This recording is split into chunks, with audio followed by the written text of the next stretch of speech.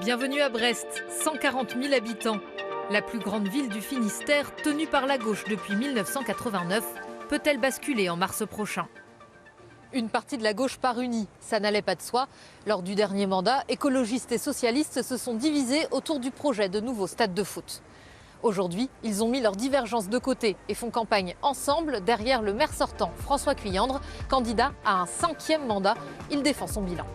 Il y a plein de mesures, mais il y a une qui est plus symbolique que les autres, c'est la réalisation de la deuxième ligne de tramway et la ligne de bus à haut niveau de service. C'est du transport, bien entendu, mais aussi c'est de la requalification urbaine. Je pense notamment à la transformation du quartier de Bellevue. Je pense que l'élection va se faire autour de la question de la sécurité, des incivilités, etc. On aura des propositions à faire le moment venu, mais au-delà de ça, je pense qu'il y a une autre question qui me paraît fondamentale, c'est la question du logement, de l'absence de logement, qui entraîne beaucoup d'inégalités dans la foulée. Vous avez dit tout au long de ces dernières années que ce serait votre dernier mandat, finalement, il y a quelques mois, vous avez décidé de vous représenter. Non, je n'ai pas dit tout au long vous refaites l'histoire, à mon avis. Je l'ai dit une fois, et peut-être que parfois on parle trop vite. Après, il y a plein de collègues et une étude d'opinion qui m'ont laissé entendre que c'était sans doute, j'étais le mieux placé pour conserver cette ville à gauche. Tous ne sont pas du même avis. Plusieurs listes de gauche vont donc s'affronter le 15 mars prochain. Nous souhaitons remettre les mairies au cœur des quartiers afin que chaque citoyen puisse trouver les réponses à toutes les questions qu'il se pose. Que ce soit en termes de sûreté, on aura la présence de la police municipale, en termes de solidarité avec le lieu d'accueil des victimes, ou en termes de vie locale avec la maison des associations. La candidature sert à valoriser tout ce que présente la société civile, toutes les idées que les citoyens ont. Et ça, c'était pas possible de le faire avec François Cuyandre? Malheureusement, il n'était pas ouvert sur le sujet.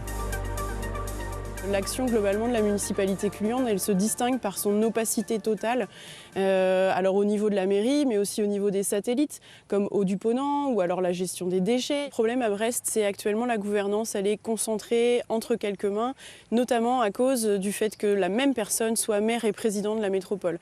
Nous, l'idée déjà, c'est de dissocier ces deux rôles. Ce sera une maire et un président de métropole. Vous êtes pour le moment la seule liste à ne pas proposer la création de police municipale à Brest. Pourquoi? La police municipale, dans les villes où elle existe, qui font à peu près la même taille que Brest, elle n'a pas d'effet miraculeux sur les chiffres de la criminalité et de la délinquance.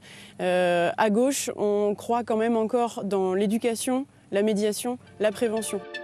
L'insécurité, c'est le thème principal de cette campagne, imposée par la droite et par l'extrême droite.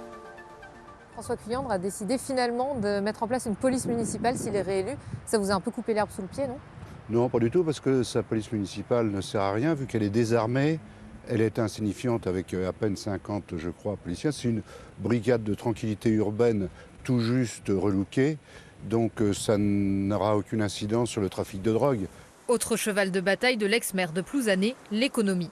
Deux mesures essentielles, faire redémarrer le fret au niveau du port de commerce. Il y a quand même une ligne ferroviaire qui est à l'arrêt depuis 10 ans. Et puis à un moment où il faut réarmer les armées, la place de Brest est tout à fait adéquate pour relancer un programme, puisqu'on a des compétences dans les drones et l'acoustique sous-marine. Le RN espère entrer au conseil municipal, mais le plafond de verre sera difficile à briser. Les deux autres listes de droite ont d'ores et déjà exclu une alliance au second tour. S'il y a un parti qui n'a pas un programme économique sérieux, c'est bien le RN. Je pense qu'en revanche, il cristallise beaucoup de mécontentement chez nos concitoyens. Nous entendons mettre l'accent sur la propreté, la lutte contre les tags. Nous avons proposé d'ailleurs le traitement des tags en 1 heure après qu'ils aient été constatés. On a vraiment une politique de proximité et d'inclusion, d'accompagner tous les commerces dans la mise aux normes accessibilité et d'avoir des enveloppes dédiées, année après année, sur des secteurs à enjeu, le centre-ville, les quartiers.